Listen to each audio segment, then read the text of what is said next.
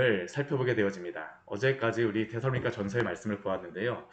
이 데살로니가 교회에 하나님께서 주시는 이 귀한 말씀은 데살로니가 교회를 위하여서 주시는 말씀입니다.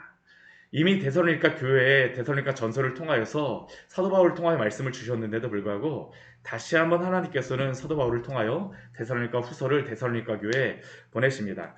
오늘 말씀을 보게 되면 1절과 2절 말씀을 보게 되면 데살로니가 전서를 시작하면서 그 사도 바울이 보냈던 그러한 인사말과 거의 동일한 것을 보내는 것을 우리가 볼 수 있습니다.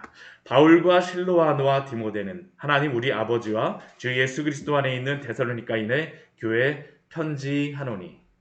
바울과 실로아노, 실라, 디모데가 지금 데살로니가인의 교회에 편지하는 것입니다. 동일한 그러한 그 시작으로서 말씀을 하고 있지만 사도 바울이 동일한 것을 저는 쓰고 있다고 생각을 합니다. 왜 그럴까요? 이 데살로니가 교회에 필요한 말씀이 바로 이 말씀이었기 때문입니다. 우리가 아는 것과 같이 데살로니가 교회 같은 경우는 사도 바울이 이곳에 가서 복음을 전할 수 있는 기회가 3주밖에 없었습니다. 그러다 보니 데살로니가 교회에는 여러 가지 많은 그러한 문제들이 있었고요. 또한 그러한 문제들 가운데에서 데살로니가 교회가 여러 가지 흔들리는 그러한 부분들이 있었습니다. 그리고 그러한 데살로니가 교회를 향하여서 사도 바울이 딱 알맞는 말씀을 보내줍니다. 교회에 대해서 다시 한번 말하고 있죠. 하나님 우리 아버지와 주 예수 그리스도 안에 있는 데살로니가인의 교회. 교회는 항상 하나님 우리 아버지와 주 예수 그리스도 안에서 세워지고 또한 교회가 이루어지는 줄 믿습니다. 데살로니가 교회는 바로 이것을 기억하여야 됐습니다. 사람으로부터 시작하는 것이 아니라 여러 가지 상황으로부터 그들이 환경에 영향을 받는 것이 아니라 교회는 바로 하나님 우리 아버지께서 또한 주 예수 그리스도께서 세우시는 곳입니다. 그리고 이것 가운데에서 데살로니가인의 교회를 이룰 것을 지금 사도 바울은 이 데살로니가 교회 성도들에게 말하고 있죠. 하나님 아버지와 주 예수 그리스도로부터 은혜와 평강이 너희에게 있을지어다. 은혜와 평강도 하나님 아버지와 주 예수 그리스도로부터 온다라는 것입니다. 그러면 이렇게 동일한 그러한 그 편지의 시작말로 이 데살로니가 교회에 말씀하였던 그 사도 바울을 통해서 또 하나님께서 무엇을 말씀하실까요? 우리 3절과 4절 말씀을 보게 되면 또 거의 동일한 그러한 그 말씀을 주고 있는 것을 볼 수 있습니다. 사도 바울이 지금 데살로니가 교회를 향하여서 지금 그 데살로니가 후서 1장 3절 말씀에서 항상 하나님께 감사한다라고 이야기를 합니다. 이 데살로니가 교회 형제들을 볼 때마다 그들을 볼 때마다 항상 하나님께 감사합니다. 사도 바울이 데살로니가 교회를 향해서 감사하는 그 기도의 제목이 무엇입니까? 너희의 믿음이 더욱 자라고 너희가 다 각기 서로 사랑함이 풍성함이니. 그들의 믿음이 자라고 사랑이 풍성함이 사도 바울이 하나님께 대하여서 감사하는 기도의 제목입니다. 사도 바울에게 이것보다 더 감사한 것이 어디 있을까요? 그것뿐이 아닙니다. 4절 말씀을 보게 되면 이 데살로니가 교회에서 사도 바울이 3주밖에 복음을 전하지 못하였던 이유가 박해와 환란이 너무나도 극심하였기 때문입니다. 사도 바울조차도 그것에서 복음을 계속 전할 수가 없었어요. 여전히 모든 환란과 박해가 있었습니다. 그럼에도 불구하고 은혜가 무엇일까요? 너희 인내와 믿음으로 말미암아. 그들은 그 박해와 환란 중에도 인내와 믿음으로 말미암아 주님을 섬기는 그러한 교회로서 주님의 성도로서 결코 이 믿음의 길에서 벗어나지 않았다라고 하는 것이 바로 사도 바울의 감사한 기도 제목입니다. 그리고 어린 교회이고 적은 교회이지만 사도 바울은 이러한 데살로니가 교회의 모습을 보면서 친히 자랑한다라고 말씀하고 있습니다. 이게 바로 사도 바울이 하나님 앞에 감사하는 제목이요. 또한 여러 교회를 향해서 데살로니가 교회를 향한 그 자랑이 바로 이것이었습니다.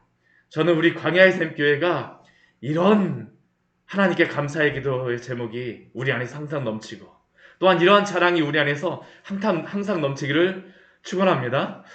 오늘 그런데 이렇게 그 데살로니가 교회를 향해 사도 바울이 믿음과 사랑과 우리 인내와 믿음을 그 뒤에서 말하고 있는데, 이것은 무엇을 또 언급하는 거냐면 우리 데살로니가전서 우리 1장 3절 말씀을 보게 되면 동일한 그 거의 유사한 말씀을 사도 바울이 언급하였던 것이 있습니다. 우리 데살로니가전서 1장 3절 말씀 같이 한번 읽어보도록 하겠습니다. 너희의 믿음의 역사와 사랑의 수고와 우리 주 예수 그리스도에 대한 소망의 인내를 우리 하나님 아버지 앞에서 끊임없이 기억함이니. 데살로니가 전서를 처음에 보낼 때 사도 바울이 이 데살로니가 교회를 향하여서 가졌던 들었던 그러한 것, 그 보았던 모습이 무엇입니까? 믿음의 역사가 있었습니다. 믿음의 행위가 있었다는 것이죠. 사랑의 수고가 있었습니다. 그 사랑을 수고하는 것을 결코 힘들어하지 않았습니다. 또한 소망의 인내를 가지고 있던 그러한 교회가 바로 이 데살로니가 교회였었는데, 오늘 말씀을 보십시오. 이 데살로니가 후서는 데살로니가 전서를 보내고 난 한 1년 정도 뒤에 쓰여진 그러한 편지인데, 오늘 말씀을 한번 보게 되면 이 데살로니가 교회가 어떻습니까? 그 믿음이 더욱 자라났습니다. 그들의 행위, 그들의 섬김이 더욱더 자라났고, 사랑은 어떻습니까? 더욱더 풍성해졌죠.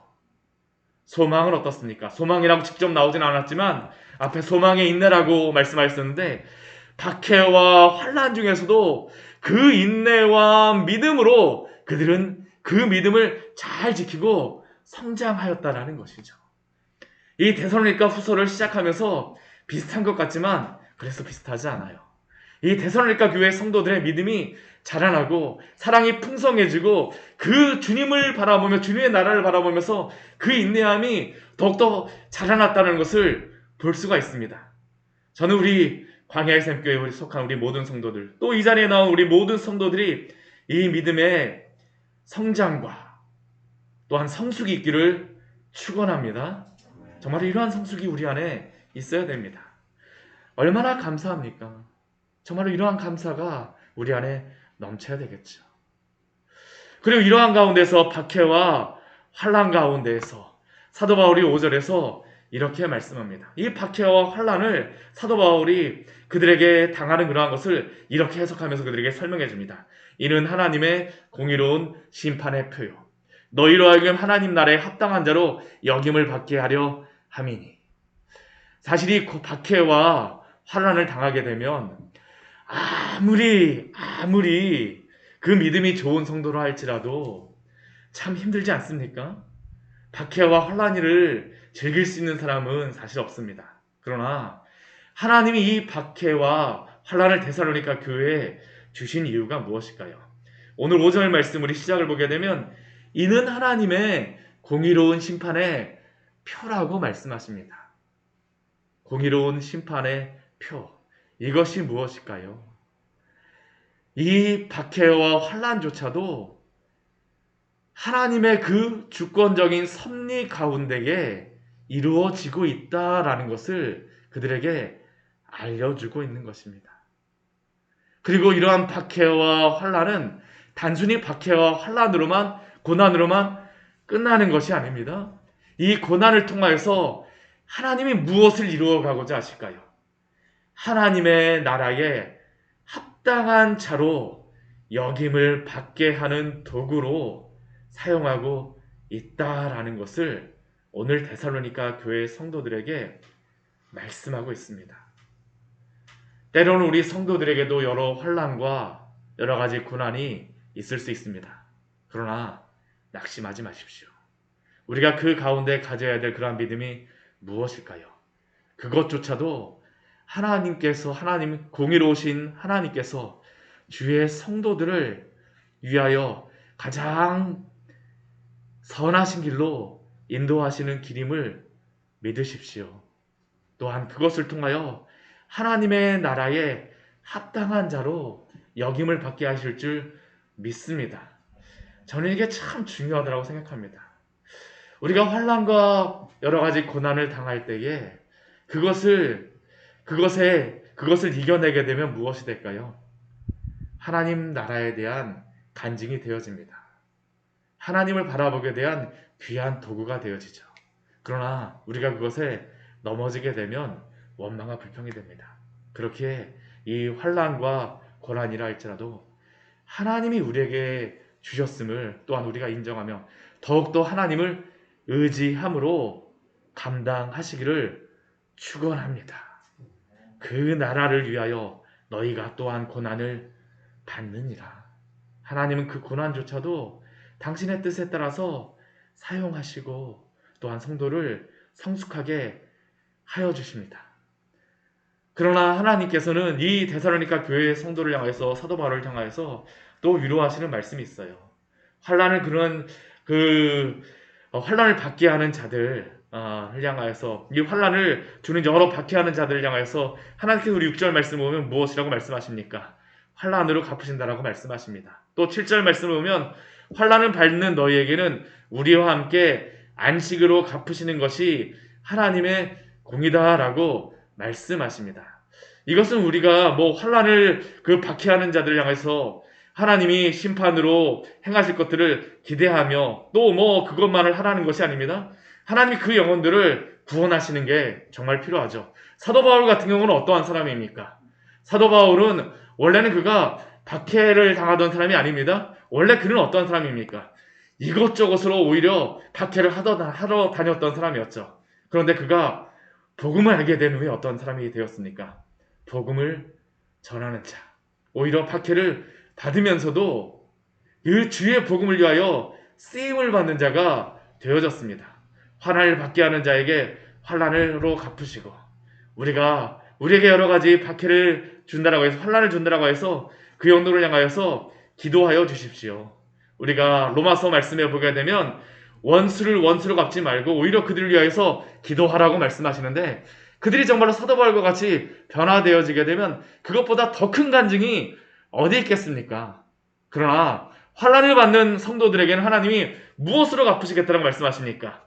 안식으로 갚으시겠다라고 말씀하시는 주의 말씀을 붙드시고 오늘도 주 안에서 위로를 받으시기를 축원합니다. 하나님의 그 역사에 대한 뜻이 있습니다. 이 말씀을 하시고 나서 하나님의 역사에 대한 그러한 뜻이 무엇일까요? 기독교의 역사는 불교의 역사는 순환적인 그러한 역사라고 할 수 있지 않습니까? 계속 윤회를 말하면서 또 힌두교도 비슷한 그러한 것을 이야기하지만 그러나 기독교는 그렇지 않습니다. 하나님이 창조하시고 또한 인간의 범죄가 있고 예수 그리스도의 그 십자가의 구속이 있고 또 예수 그리스도의 재림으로써 이 모든 역사를 마무리할 것이 이 성경에 분명히 기록되어져 있죠. 오늘 데살로니가 후서의 말씀을 보게 되면 바로 이 하나님의 역사에 대한 것들을 분명히 말씀하십니다. 주 예수께서 자기의 능력의 천사들과 함께 하늘로부터 불꽃 가운데 나타나실 때가 있다라고 말씀하세요. 하나님의 그 역사의 주관하심을 바라보라는 것입니다. 역사의 주권자가 누구냐라는 것을 우리에게 보라고 오늘도 말씀하십니다. 그리고 그 역사의 마지막 때에 있는 그러한 것이 무엇일까요? 우리 8절 말씀을 보게 되면 하나님이 심판이 있을 것을 말씀하십니다. 하나님을 모르는 자와 또 우리 주 예수의 복음에 복종하지 않는 자들에게는 형벌이 있다라고 말씀하십니다. 영원한 멸망에 형벌이 있다라는 겁니다. 그런데 이렇게 하나님을 모르는 자와 주 예수의 복음을 복종하지 않는 자들은 단순히 6절에서 환난을 성도에게 주는 자들만은 아닙니다. 이들이 왜 이러한 하나님의 심판이 있을까요? 하나님을 모르기 때문입니다. 성경에서 우리가 하나님이 미워하시고 하나님이 그렇게 심판하시는 자들은 우리의 그 입장에서가 아닙니다. 하나님을 모르는 자들 또한 우리 주 예수 그리스도의 복음에 복종하지 않는 자들을 향하여서 하나님의 심판이 있다는 것을 분명히 말씀하세요. 그러니까 우리는 어떻게 될까요? 이러한 복음을 모르는 자들을 향하여서 우리는 복음을 전해야 됩니다. 영원한 형벌이 있습니다. 영원한 형벌이 있어요. 그러나 우리 주 예수 그리스도가 임하실 때에는 강림하실 때에는 역사 안에서 무엇이 있을까요? 우리 10절 말씀 같이 한번 읽어보도록 하겠습니다. 그날에 그가 강림하사 그의 성도들에게 영광을 받으시고 모든 믿는 자들에게서 놀랍게 여김을 받으시리니 이는 우리의 증거가 너희에게 믿어졌습니다. 그날, 그가 강림하시는 날, 재림의 때, 영광의 날이라라고 우리에게 말씀합니다. 그리고 성도에게도 바로 이것이 영광의 날이죠. 그러나 본질적으로 이 영광의 날, 영광 받으실 분은 누구실까요? 우리 주 예수 그리스도임을 기억하십시오. 그분께서는 초림 때에는 십자가에 달리셔서 죽으심으로 우리 성도들을 구원하셨지만, 그러나 다시 재림하실 때에는 영광 가운데에 오심으로 이 모든 하나님의 그 구원의 역사를 마무리하심을 기억하십시오.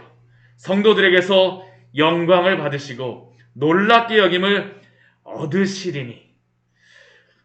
우리 성도가 행해야 될 그래서 가장 중요한 일이 무엇일까요? 우리 뒤에 가로로 닫힌 부분에 보게 되면 우리의 증거가 너희에게 믿어졌습니다 라고 말씀합니다. 가장 큰 기적이 무엇이겠습니까? 저는 우리가 예수님을 믿는 것이 가장 큰 기적이라고 생각이 되어집니다. 한번 생각해 보십시오. 우리가 이 새벽에 나와서 하나님의 말씀을 듣고 또한 이 새벽에 주님 앞에 기도하지만 곰곰이 생각해 보게 되면 내가 예수님을 믿어졌다라는 것이 참 기적 아닙니까?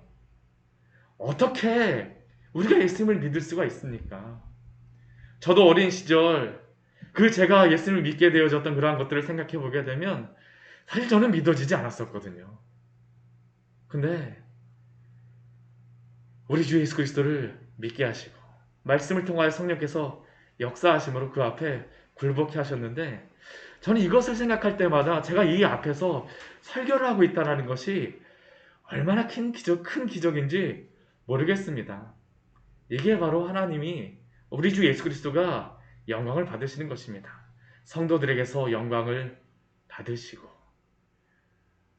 허물과 죄로 죽어있던 자들을 우리 주 예수 그리스도의 그 복음을 통하여 구원하시는 것, 그게 바로 우리 주 예수 그리스도에게 큰 영광이 되어지지 않겠습니까? 또한 그것이 놀랍게 여김을 얻으시리니. 우리가 오늘 우리 주 예수 그리스도의 이 말씀을, 우리 주님의 이 말씀을 들을 때에 주의 영광을 위하여 살아가십시오. 이 복음을 전하는 귀한 성도들 되시기를 축원합니다. 우리가 하나님 앞에 영광을 돌리는 것, 우리 주 예수 그리스도의 영광을 위하여 사는 것은 복음을 전하는 것보다 더 큰 일이 없습니다. 이것이 바로 주께 영광이 되어지죠. 오늘 11절 12절 말씀은 사도 바울을 통하여서 이 데살로니가 교회를 향하여 기도하는 그러한 기도의 제목입니다. 우리를 향한 그러한 기도의 제목인 줄 알고 우리 같이 한번 읽어보도록 하겠습니다. 이러므로 우리도 항상 너희를 위하여 기도함은 우리 하나님이 너희를 그 부르심에 합당한 자로 여기시고 모든 선을 기뻐함과 믿음의 역사를 능력으로 이루게 하시고 우리 하나님과 주 예수 그리스도의 은혜대로 우리 주 예수의 이름이 너희 가운데 영광을 받으시고 너희도 그 안에서 영광을 받게 하려 함이라. 아멘. 모든 선을 기뻐함과 믿음의 역사를 능력으로 이루게 하시고, 이 모든 선을 기뻐함이라는 것은 우리의 마음속에 일어나는 것입니다. 믿음의 역사를 능력으로 이루어 가신다는 것은 우리가 이것을 삶에서 이루어내는 것입니다. 이 새벽에 기도하십시오. 하나님의 그 모든 선하심을 기뻐하게 하시고 그 당신의 선하심을 믿음으로 오늘도 수고하며 애쓰는 성도로 우리를 삼아 주시옵소서. 그러므로 하나님의 영광을 위하여, 우리 주 예수 그리스도의 영광을 위하여 쓰임받는 귀한 하루 될 수 있도록, 성도 될 수 있도록 오늘 저희를 사용하여 주시옵소서. 우리의 기도의 제목이 되기를 소원합니다. 같이 기도하도록 하겠습니다. 하나님 아버지, 오늘 말씀을 통하여 우리에게 귀한 은혜를 주니